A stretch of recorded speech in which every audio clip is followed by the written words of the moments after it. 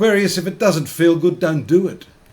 I mean that. You've got this strong conjunction of planets this month for the month of June 2021, transiting this fifth house. That's the house of creativity.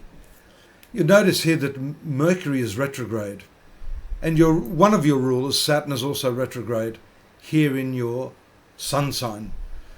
So for this month, thankfully you see Venus move out on the 3rd of June, but this retrogression, the North Node, which is the karmic point, and also the Sun, ruling the way you deal with other people, are here in this fifth house of creativity. And so there's a reappraisal of getting back to your roots, what it is that makes you feel good. And what is it that makes you feel good? What makes you feel good is when you are functioning in an action in which you forget time, space, and yourself. It's where you forget the clock.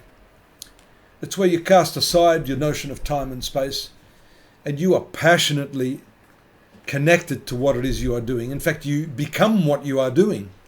And that is really the truly artistic, creative space of being. Now, that may not happen immediately because, Mercury's retrograde up until around the 22nd, 23rd. But you'll notice here the new moon taking place on the 10th. That is when there could be a trigger. Something happens where you reconnect with that part of your nature that says, yeah, that's what I really love doing. That's what really puts me in the zone.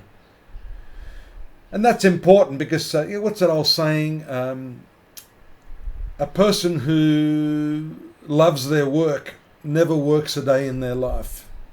I think it has a lot to do with that because Mars, as you can see here, has been in the 6th house. It moves thereabouts on the 12th, 13th to the angular position. The moon makes contact with it, and there's a very powerful opposition there to Pluto. Both of these planets are ruling your work. So I think this creative thing I'm talking about, doing what you love, getting back to your roots, has a lot to do with the work that you're doing. I've talked about this on several occasions for you.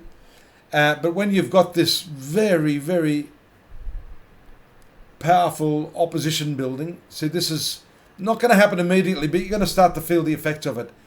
This will take place over a few months. The other thing here is Venus in the 6th house.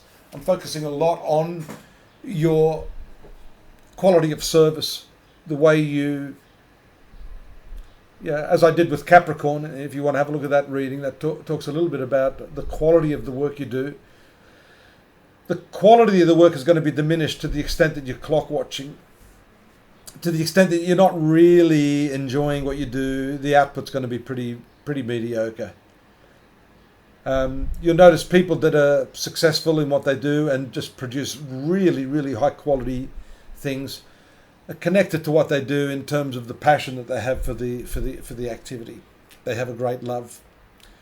Now that can be augmented by what we call the solar ingress here into Cancer on the 21st. Sun moves into this 6th house. Mercury goes stationary into its direct motion on or about that time as well. And so you've got an opportunity here to, it's a bit of a gamble. What do they say? The greater the success, the greater the sacrifice. So there you have it. You've got the forward motion of Mercury, the Sun and Venus transiting that 6th house, and you've got a full moon on the 25th there, coming from the 12th house of self-sacrifice. I would say towards the end of the month, once you've done all of that reappraisal, thinking about what it is you want to do, then you're going to be landed with the little bit of a downward emotional trend because of the conjunction of the moon and Saturn, that 12th house full moon, showing that you've got to surrender yourself to what it is that you do. It doesn't matter what you do. Slightly better opportunities for you around the 29th with moon passing Jupiter in the 2nd house of finances. And then passionate Venus and Mars combining in your 7th house. That's going to set the trend for the coming month, and we won't go into that into too much detail, but you can see that Venus is already in the orb of Mars. So notwithstanding all the other stuff I've talked about, the last day or two, you're going to see a resumption of that passion for the one you love. If you don't have someone you love, you may just well find someone to love. That's also got to do with the transit of Mercury, the fifth lord, the ruler of the fifth house of love affairs, transiting through that area of love affairs. Going back to the beginning of the month where I said the retrogression causes a reappraisal. Some of you may have met someone only to think, hang on, let me have a careful think about this before I get involved. It's not till after the 24th and after that new moon takes place earlier that you can start to feel a little more comfortable if it is indeed someone that you've just met. Take a read over at astrology.com.au. We've got more there on what's happening in this month, and we've put it in the context of the year at large. I'm writing 4 weekly horoscopes now, so that's also going to give you a handle on what's going on week by week. Dailies are there if you want to get an insight into the what I call the Oracle Express. And by all means, drop me a line here if you'd like a more personal reading, which is really where astrology's at.